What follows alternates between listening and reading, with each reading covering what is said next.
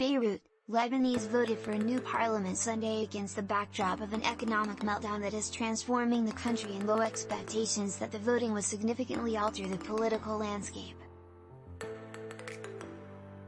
A new crop of candidates from the 2019 protest movement are running against the country's entrenched ruling class that is blamed for the collapse, hoping to unseat them.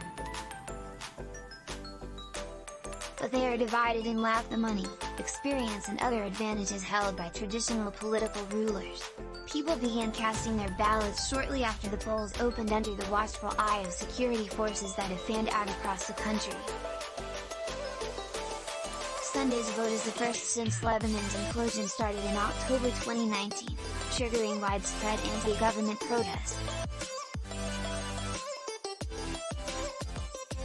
It is also the first election since the massive August 2020 explosion at Beirut's port that killed more than 200 people, injured thousands and destroyed parts of Lebanon's capital. The blast, widely blamed on negligence, was set off by hundreds of tons of poorly stored ammonium nitrate that ignited in a port warehouse after a fire broke out at the facility. The voting is seen as the last chance to reverse course and punish the current crop of politicians, most of whom derive their power from Lebanon's sectarian political system and spoils taken at the end of its 15-year civil war in 1990. But expectations for real change were low amid skepticism and widespread resignation that the vote was sure to bring back the same political parties. "I did what I can do and I know the situation will not change 180 degrees, said Rabah Abbas, 74, after casting his ballot in Beirut. He fears Sunday's election is only symbolic and that Lebanon will be stuck again in post-election political bickering over the formation of a new government and electing a new president in October. "We will hit a wall again.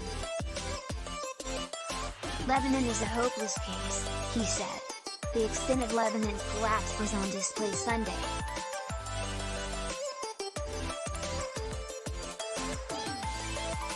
In the northern city of Tripoli, Lebanon's most impoverished city, several polling stations were without electricity and voters had to climb several flights of stairs to cast their ballots. Voters were seen using the light from his mobile phone to check his list before putting it in the box.